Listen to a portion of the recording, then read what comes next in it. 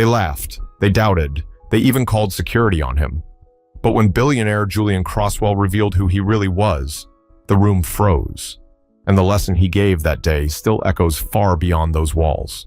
Julian Croswell didn't need a red carpet. He didn't need security to clear the way or cameras flashing around him. What he wanted on that Tuesday morning in San Jose was something much simpler. To walk into the company he had built from nothing and feel its energy again. No press releases, no official meetings, just a quiet reminder to himself of why he had started it all. But the moment he stepped through the glass doors of Croswell Energy Logistics, he knew this visit wasn't going to be simple. Julian was dressed casually, navy pullover, dark jeans, and a pair of running shoes. He carried no briefcase, no entourage, nothing to signal power. To anyone else in the lobby, he looked like an ordinary man walking in off the street. Ordinary, except for the calm authority in his walk. The receptionist, a young woman in her 20s with earbuds still dangling from her neck, looked up with polite confusion. "Can I help you?" she asked, her tone clipped, professional. "Yes," Julian said warmly. "I'd like to go up to the executive floor." The receptionist typed something quickly, then frowned. "Do you have an appointment?" Julian smiled. "No appointment. I just wanted to see how things are running today." Her eyes flicked over him again. The sneakers, the pullover, no badge, no suit. "I'm sorry, sir, but we don't allow walk-ins upstairs. Executives usually check in through security or send notice ahead of time." Julian tilted his head slightly, still calm. "I'm Julian Croswell." The receptionist blinked, waiting for a punchline. Then she chuckled softly, the way someone might when a stranger makes a joke that doesn't quite land. "Right. And I'm Oprah," she said. A few people in the lobby chuckled. Julian's lips pressed together. He had experienced this kind of disbelief before, but never in the very building his name crowned in steel above the main entrance. "I assure you," he said evenly, "I'm exactly who I say I am. My office is on the top floor. You can call up and confirm." The receptionist leaned back, folding her arms. "Sir, we can't just call upstairs every time someone claims to be the CEO." Julian's gaze flicked briefly toward the security desk across the lobby, where a guard was already watching him closely. He breathed out slowly, reminding himself not to let irritation take the wheel. Another employee, a man in a fitted gray suit waiting near the elevators, glanced over with curiosity. "What's the problem?" he asked the receptionist. "This gentleman says he's our CEO," she replied with a half smile. The man looked Julian up and down. "Seriously?" Julian extended a hand, steady. "Yes." "Julian Croswell, you work here?" The man hesitated but shook his hand quickly, as if not wanting to make a scene. His handshake was weak, skeptical. "I'm in product development. I've never seen you before." Julian's patience thinned. "That may be true. We have more than 5,000 employees now. I don't know everyone either." The receptionist's smile faded. She leaned closer, voice firm. "Sir, I'm going to have to ask you to step aside while we verify." Julian felt the tension in the room shift. Conversations in the lobby slowed. Several people glanced toward him, whispering under their breath. He could hear fragments. Is he serious? That's him? No way. He had imagined this visit would be a chance to reconnect quietly with the people who kept his vision alive. Instead, he was being treated like a stranger trespassing in his own house. Julian straightened, not with arrogance, but with the kind of dignity that comes from years of being underestimated. "I don't need a pass to walk into my own company," he said, his voice carrying enough weight to quiet the whispers around him. The receptionist's cheeks flushed. She glanced nervously at the security guard who was already approaching. "Sir," the guard said, stopping a few feet away, "is there an issue here?" The receptionist jumped in quickly. "He says he's the CEO, wants to go upstairs." The guard's eyes narrowed slightly. He was tall, solidly built, his voice measured but skeptical. "And your name again?" "Julian Croswell," Julian replied without raising his voice. "The name on the building outside." The guard's brows pinched together. He pulled out his walkie-talkie, clearly preparing to call someone. Julian folded his arms, waiting. He had walked into boardrooms with presidents and heads of state, negotiated billion-dollar contracts across continents, and testified before congressional committees. Yet here he was, being treated like a man trying to sneak into an office tower. But the situation was about to escalate further when someone else decided to get involved. The guard's hand lingered near his radio, as though deciding whether this situation warranted backup. His posture was steady but firm, the kind of stance that sent a clear message. You don't belong here until I say you do. Julian stayed calm. He had learned long ago that raising his voice or showing frustration only hardened walls.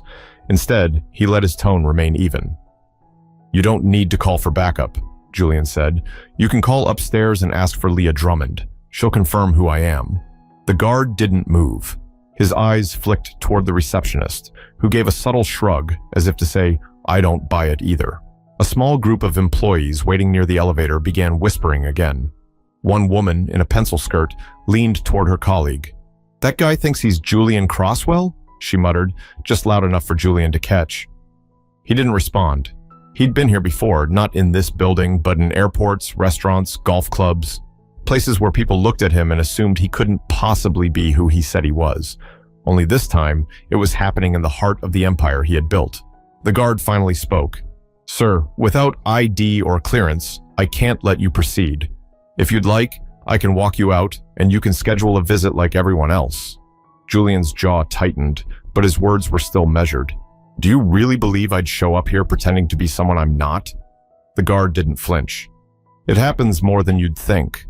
The receptionist chimed in, her voice clipped. Look, we don't mean any offense, but this building has protocols. We can't just let anyone wander upstairs saying they own the place. Julian studied her face, noting the confidence in her dismissal. She wasn't being cruel, but she wasn't listening either. Miss, Julian said gently, I don't need to wander. I need to walk upstairs to my office. That's it. The receptionist shook her head and turned back to her monitor, as if the conversation had ended. And that's when Miles Redden entered the scene. He was in his early 30s, sharp suit, hair slicked back, the kind of employee who walked like every hallway was a runway. Freshly promoted to floor manager, he carried himself with the swagger of someone eager to prove they belonged. What's going on here? Miles asked, his voice cutting through the tension. The receptionist exhaled, relieved. This gentleman says he's Julian Crosswell. He wants to go upstairs. Miles's eyes flicked toward Julian, sizing him up in seconds. His smirk was small but sharp. Really? Yes, Julian replied, meeting his gaze squarely. Miles chuckled under his breath, glancing at the security guard as if the two shared an inside joke. Look, I don't know what game you're trying to play, but CEOS, don't just stroll in off the street without notice. That's not how it works. Several employees nearby murmured in agreement. Julian let the words hang for a moment before responding. You think I need an invitation to walk into a company I created? Miles crossed his arms. If you're really Julian Crosswell, you'd know we have strict procedures. Executives announce their visits. They don't show up in sneakers.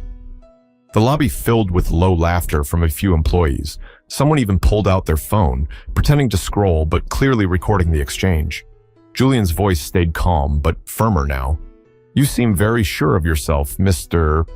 Redden, Miles said proudly. Floor manager. Julian gave a small nod. Mr. Redden, I don't need to prove myself to you. But if you'd like proof, call upstairs. Ask for Leah Drummond or Michael Avery. They've worked with me for years. Miles tilted his head, unimpressed. Or maybe you should prove it right now, because until then, you're just a man wasting our time. The security guard's hand pressed against his radio again. Mr. Redden, should I escort him out? Julian exhaled slowly, realizing how absurd this had become. In his own headquarters, surrounded by people whose paychecks were signed by his name, he was being treated like an intruder. Escort me out? Julian repeated, his voice low but carrying enough weight to quiet the chuckles. Do you know how many nights I slept on office couches to make this company survive? Do you know how many times I put my own money on the line when banks turned us away? You stand here mocking my shoes, but the only reason you have this lobby, these jobs, this building, is because of me. The words cut the laughter short. Even the receptionist's fingers froze over her keyboard. Miles didn't back down. Nice speech. But words don't make you the CEO. Evidence does. Until then, this conversation is over. The guard took a step closer. Sir, I'm going to need you to come with me. Julian stared at him, silent for a beat. He wasn't afraid. He was disappointed. This wasn't about sneakers or protocol or ID badges. It was about something deeper, something that sat like a stone in the pit of his stomach. But before the situation could spin completely out of control, the crowd in the lobby began to grow, and whispers turned into a full standoff. By now, the lobby had gone from a casual morning shuffle to a stage set for confrontation. People were no longer pretending not to watch. Some leaned against walls, others lingered by the elevators, their conversations hushed but deliberate. A janitor with a mop paused mid-swipe, his bucket standing in silence, the water inside barely rippling. Julian stood in the center of it all, the target of eyes that weighed him down with curiosity, disbelief, and judgment. Miles Redden, enjoying the attention, squared his shoulders and leaned slightly toward Julian. He had the air of a man who believed the scene was his to command. "Sir," Miles said, his voice edged with condescension, "you've made your point. You think you're the founder of this company. That's fine. But we can't hold up the entire lobby because you feel entitled to wander upstairs. You need to leave." Julian didn't move. "I'm not leaving." The words weren't loud, but they carried through the room. Something in his tone made the whispers die down for a moment. Even the security guard hesitated, as though uncertain about pressing the issue further. Miles gave a short, mocking laugh. "Not leaving? What exactly do you think happens next then? You stay here until someone claps for you?" "This isn't a movie." Julian's eyes locked on him. "No, this isn't a movie. It's real life. And in real life, sometimes the people who built the foundation get treated like strangers in the house they designed." The janitor in the corner shifted his weight, his expression betraying quiet recognition. A few younger employees near the front desk avoided eye contact, their smirks fading as Julian's words settled in. But Miles wasn't interested in reflection. He was interested in dominance. "Security," Miles said, his voice sharper now. "Do your job. Escort this man out before this gets any worse." The guard's hand twitched, but he didn't move forward. He looked conflicted, caught between his orders and the possibility, however slim, that this man really was who he claimed to be. Julian noticed. He turned toward the guard, his tone calm but piercing. "Do you know the name on your paycheck?" The guard hesitated. "Crosswell." Julian nodded. "And do you know where that name comes from?" The guard didn't answer. The silence was its own answer. Julian took one step closer to Miles, not aggressive, but steady. "Mr. Redden, what exactly do you think Julian Crosswell looks like? A man in a tailored suit with a crowd trailing behind him? A face you've only seen in a press release?" Miles smirked. "Exactly. Not a man in sneakers standing here making speeches." Julian shook his head. "Then maybe that's the problem. You don't recognize the reality of leadership when it doesn't fit your picture. You don't see the work behind the image." The receptionist, who had been silent since Miles stepped in, glanced nervously between them. She typed something quickly into her computer, as if searching for confirmation, but she said nothing. Julian let the silence sit heavy for a moment. Then he spoke again, his voice lowering. "I started this company in a garage off Story Road in East San Jose. Do you know what it felt like to beg banks for a loan and get turned away over and over again? Do you know how many nights I walked home in the rain because I couldn't afford gas?" Miles rolled his eyes, but Julian pressed on. "I lived it. Every employee here lives in the comfort of what was built from those sacrifices. And yet, the second I walk in without a suit, without an escort, I'm treated like I don't belong." The room had grown so quiet that the hum of the air conditioning felt loud. People were no longer smirking. They were listening. But Miles, unwilling to lose ground, jabbed back. "You can tell whatever story you want. But unless someone upstairs comes down right now, you're just another man making claims he can't back up." Julian studied him for a moment. His patience was remarkable, but the tension in his jaw betrayed how much this stung. He turned slightly, addressing the employees gathered nearby. "Do you all agree with him? That I don't belong here?" Nobody answered. A few glanced at their shoes. One young intern looked away, clearly uncomfortable. Miles spread his arms, gesturing to the silence. "See? Nobody believes you." Julian exhaled slowly. For a brief moment, weariness crossed his face. He wasn't angry at the disbelief. He was saddened by it. "Sometimes," Julian said quietly, "people will look right at you and still not see you." The words struck something deeper than the argument itself. The janitor set his mop back in the bucket. The receptionist shifted uneasily in her chair. The guard lowered his radio. Miles, however, doubled down. Enough of the speeches. Security, this man needs to leave. Now. The guard took a slow step forward, but his hesitation was obvious. The tension was thick enough to stop anyone else from moving. But before the guard could lay a hand on Julian, a new voice cut through the lobby. One that would change the entire room in an instant. The new voice carried across the marble lobby, sharp and deliberate. "What's happening here?" Every head turned toward the elevator bank. An older employee in a navy blazer holding a leather portfolio stepped out. His name tag read, Operations Division. He paused, scanning the tension in the room. The security guard frozen mid-step. The receptionist flushed with embarrassment, and Miles standing tall like a self-appointed gatekeeper. Julian didn't say anything. He simply looked back at Miles, his silence louder than words. The man from operations frowned. "Is there a problem?" Miles jumped in before anyone else could answer. "We've got an individual here claiming he's Julian Crosswell. He refuses to leave. We're handling it." The man blinked. His expression flickered.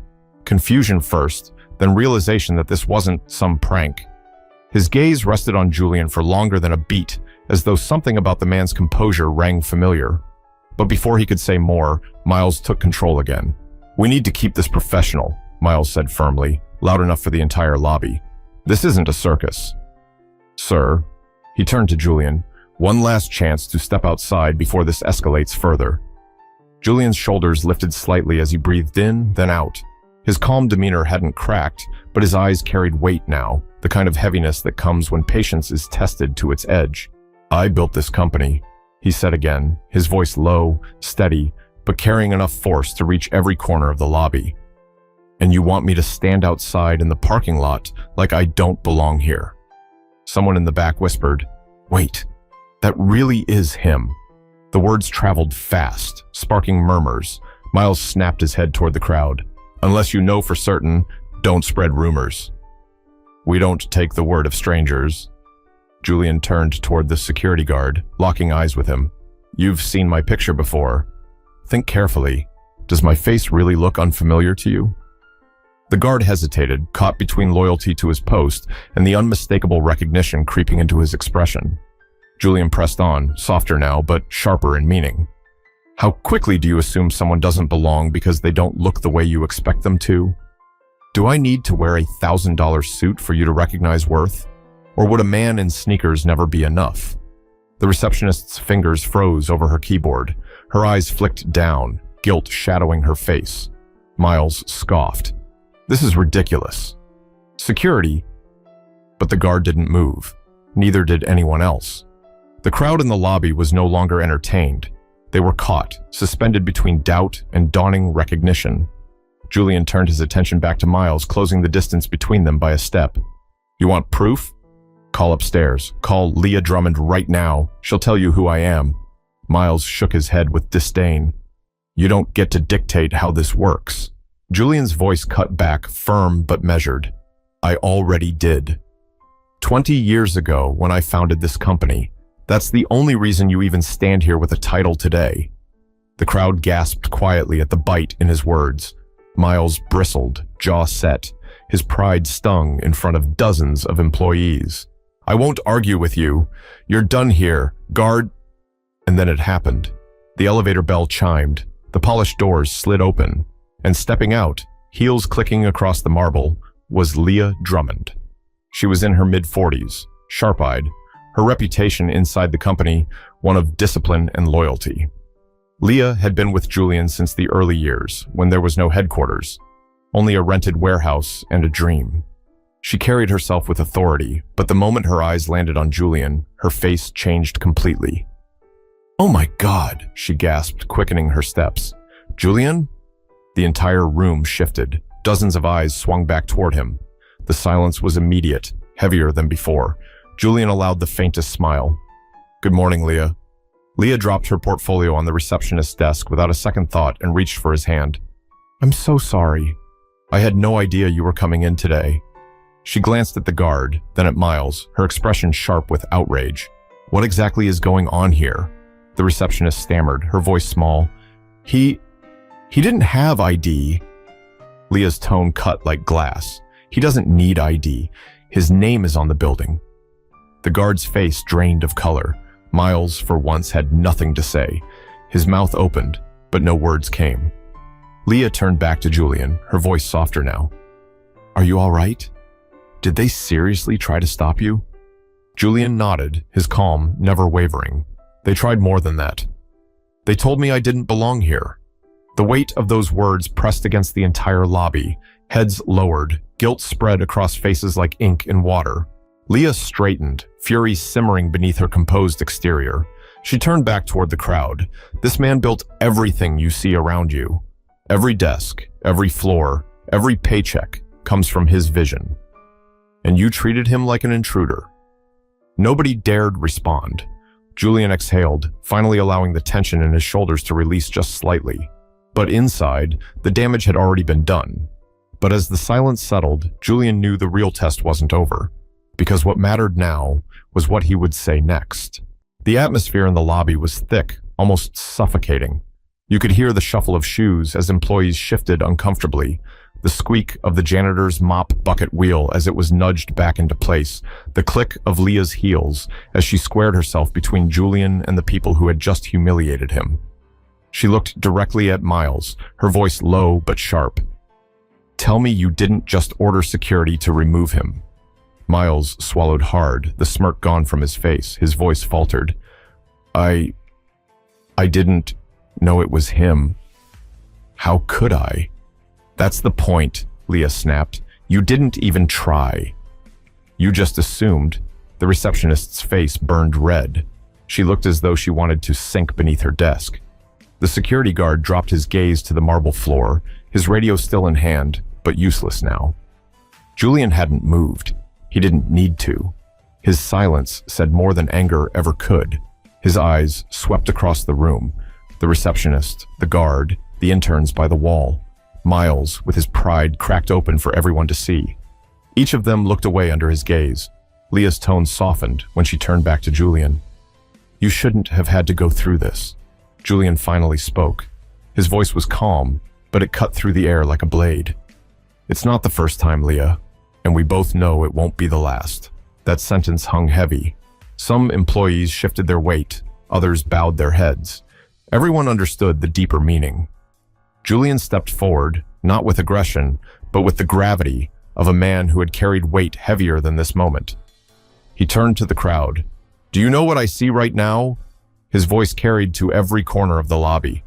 "I see people who work under my name in a building built from my sacrifices, who couldn't imagine that the man who started it all would look like me. You looked at me and saw someone who doesn't belong. That's what hurts." No one dared interrupt. Julian let the silence linger, then added, "And the irony? Every one of you is here because I refuse to let people tell me I didn't belong." The words dug deep. The janitor leaned back against his mop, nodding ever so slightly, his eyes fixed on Julian with quiet respect. Leah folded her arms, glaring at Miles. "Apologize." Right now, Miles cleared his throat, his voice small, stripped of the confidence he had walked in with. "Mr. Crosswell, I'm sorry. I shouldn't have doubted you." Julian studied him for a long moment. "You didn't just doubt me, Mr. Redden. You dismissed me. There's a difference." The crowd shifted again, a ripple of discomfort moving through the lobby. Miles had no response. Julian turned to the receptionist. Her lips parted, but no words came. Her cheeks were blotched red with shame. Finally, she stammered, I'm so sorry, Mr. Crosswell. I just thought... Julian raised a hand gently, stopping her. "You thought you were doing your job. But part of doing your job is knowing the story of the place you work for, not just the protocols, the story." She nodded quickly, tears brimming in her eyes. Leah stepped closer to Julian, her voice quieter now. "Do you want me to clear the lobby?" Julian shook his head. "No, let them hear this." He turned back to the room, standing tall in his sneakers and pullover, more commanding in that moment than any suit could make him. "I didn't come here today to give a speech. I came because I wanted to walk through these doors the same way I did 20 years ago, when this company was barely surviving. I wanted to feel that again. But what I walked into was a reminder of something bigger. Respect isn't guaranteed. Not even with a name on the building. Respect is earned every single day. And it's given when people are willing to see beyond their assumptions. A murmur of agreement stirred in the back, faint but present. Julian let the words sink in, then added, "If you can't look at someone without first putting them into a box, you'll miss the very people who make this place what it is. Don't make that mistake again." The security guard finally lifted his head. His voice was low but sincere. "Understood, sir." Julian nodded once, then glanced at Leah. "Shall we go upstairs?" Leah gestured toward the elevators. "Of course." As Julian moved toward the elevator with Leah by his side, the crowd parted in silence. Eyes followed him, but this time with something different. Respect mixed with shame, the weight of realizing they had misjudged the very man who had made their careers possible. The doors opened. Julian stepped inside.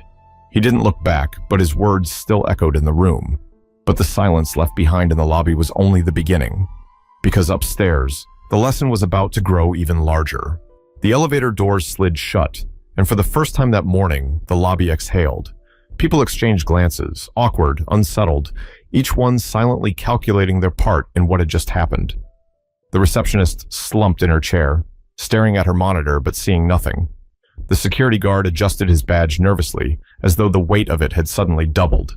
Miles stood stiffly, arms crossed, eyes fixed on the floor, as though it might swallow him whole. Leah rode up with Julian in silence at first. She studied his face, the quiet composure masking what she knew had to sting beneath the surface. Finally, she spoke softly. "You didn't deserve that." Julian's eyes stayed fixed on the ascending floor numbers above the doors. "It's not about deserving. It's about reality. Some people will always measure you by what they expect to see, not what you've done." Leah's voice carried guilt now. "But in your own building? These people should know better." Julian shook his head. "That's the point, Leah. If it can happen here, in the place where my name is etched into glass, then imagine everywhere else." The elevator chimed, doors opening to the executive floor. The space was sleek, lined with glass offices and conference rooms overlooking San Jose's skyline. Employees looked up from their desks, surprised to see Julian stride in unannounced. A few smiled nervously, others whispered greetings.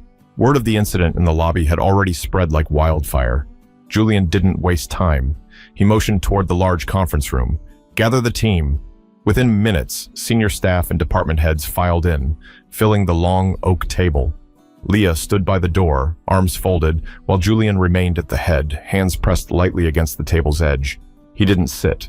"I came here today for one reason," Julian began, his voice steady, carrying the weight of authority but tinged with something deeper. "I wanted to remind myself of where this company started. I wanted to feel the same spark I felt when we were working out of a garage with 3 laptops and a whiteboard. I didn't come here expecting applause. I didn't come here expecting red carpet. I came here to reconnect." He paused, letting his gaze travel across the room. No one dared interrupt. "But what I walked into downstairs," his jaw tightened briefly, "it wasn't just about me. It was about what we've allowed to fester inside our culture. People saw me and didn't recognize me, so they dismissed me. They assumed I couldn't belong. That is more dangerous than any quarterly loss, any competitor, any economic downturn, because that's how companies rot, not from the outside, but from the inside." A murmur of discomfort swept the table.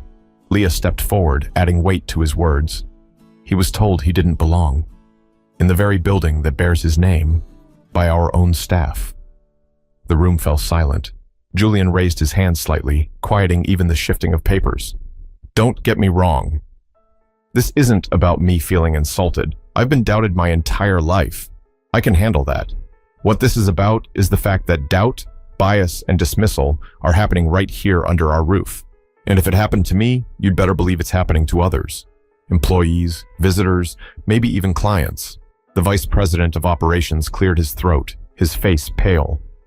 "Mr. Crosswell, I don't know what to say. This is a wake-up call." Julian leaned forward slightly. "Then wake up. Because here's the truth. We can't build a company that runs on innovation if we still run on assumptions about who belongs and who doesn't. You can't preach inclusion in your hiring campaigns and then treat someone like an outsider the moment they don't fit your picture. A young director spoke hesitantly. "What do you want us to do?" Julian looked at her directly. "I want you to look in the mirror. Every single person in this company needs to ask themselves what assumptions they carry and how those assumptions influence the way they treat others. If you can't do that, then I don't care how skilled you are. You don't belong here." The words hit hard. Chairs shifted uncomfortably. Eyes darted to the table, pens, anything but his steady gaze. Leah finally broke the tension, her voice sharp but measured. "He's right. Culture isn't posters on the wall. It's how we treat people when no one's watching." Julian's voice softened then, but it was no less powerful. "I've fought too hard to see this company lose itself to arrogance. Remember where you came from. Remember the sacrifices. And remember that no matter how high we climb, the true test of our character is how we treat the person standing right in front of us." The room remained quiet, not with indifference, but with reflection. You could feel the weight of his words settling in, heavy but necessary. Julian finally pulled out a chair and sat, folding his hands. "So let's not waste this moment. Let's make sure what happened downstairs never happens again." But while the executives wrestled with the lesson, the story of that morning was already spreading far beyond those walls, and its impact would reach further than Julian expected. By the end of the meeting, no one had touched their coffee. The air in the conference room was heavy, not because Julian had shouted, he hadn't raised his voice once, but because he had forced everyone to sit with their reflection. For executives who were used to numbers, graphs, and clean solutions, this was a problem without a neat chart to fix it. Julian rose from his seat slowly, straightening his pullover. "I didn't come here to embarrass anyone. I came here to remind us of who we are. But sometimes the reminder comes in ways you don't plan. What happened downstairs wasn't just a mistake. It was a mirror. Now it's up to each of us, whether we want to look away or face what it shows." He gathered his things, though really, he had nothing but his phone in his pocket, and walked toward the door. Leah followed, her heels echoing softly against the polished floor. Nobody stopped him. Nobody dared. As they stepped back into the hallway, Leah spoke gently. "You know the story's already traveling through every floor, right?" Julian allowed the faintest smile. "Good. Let it. Some lessons are more powerful when they don't come from an email memo." By the time they reached the elevators, employees were already glancing at them differently. People who had looked down at their desks when he first arrived now met his gaze directly, some nodding in acknowledgement, others simply lowering their eyes in quiet respect. The ride down was silent, but Julian's mind wasn't. He thought of the early years, the garage on Story Road, the secondhand desks, the nights when he had to choose between paying rent or paying engineers. Back then, he wasn't a billionaire. He wasn't even sure he'd make it through another quarter. What kept him going was belief. Not just in the company, but in himself, when no one else believed he belonged. Now, decades later, he had everything he once dreamed of: wealth, recognition, a company that had reshaped an industry. And still, in his own lobby, he was told he didn't belong. The irony wasn't lost on him. The elevator doors opened to the lobby once more. The same crowd lingered, quieter now, humbled. Conversations stopped as he stepped out. Eyes followed his every move. Julian paused in the center of the room, glancing back toward the receptionist's desk, the security guard, and even Miles, who lingered near the corner, his pride bruised, but his attention fixed on Julian. For a moment, Julian considered walking out without another word. But then he thought of the younger employees who might carry this memory with them, not as gossip, but as a lesson. So he turned and spoke one last time. "What happened here today isn't just about me. It's about what happens in boardrooms, in job interviews, in classrooms, in every place where someone decides another person doesn't belong before they even listen. If you take anything from this morning, let it be this: never let your assumptions blind you to the truth standing right in front of you." The words settled over the room. The receptionist's eyes brimmed again. The guard gave a small, almost imperceptible nod, and Miles lowered his gaze, his earlier confidence stripped away. Julian exhaled, then added quietly, "Respect isn't about titles. It isn't about clothes. It's about humanity. If you can't give that to every person who walks through these doors, then this company has lost its soul. He turned then, pushing open the glass doors and stepping out into the California sun. The lobby stayed silent behind him, the lesson carved into the air like stone. On the sidewalk outside, a group of employees who had just arrived spotted him immediately. One young man hesitated, then called out nervously, "Mr. Crosswell." Julian stopped, turning back with a calm expression. "Yes? I just wanted to say thank you for building this place, for everything." Julian studied the young man, recognizing in his eyes the same hunger he had once carried. "It's not about me," he said gently. "It's about what you do when it's your turn." The young man nodded, and Julian continued toward the street, blending into the world the way he had when he first started. Unrecognized, underestimated, but never diminished. That morning, the company learned a hard truth. Greatness doesn't always come wrapped in the package you expect. And sometimes, the most powerful reminder of respect comes when you fail to give it. And for everyone watching, there's a lesson too. Don't wait for wealth or titles to prove your worth. Don't let someone else's narrow picture define who you are, and never assume you know the story of the person standing in front of you. Because the truth? The person you dismiss today might be the one who built the very ground you're standing on. So if you took something from this story, remember it, carry it with you, and subscribe for more stories that don't just entertain. They remind us what really matters.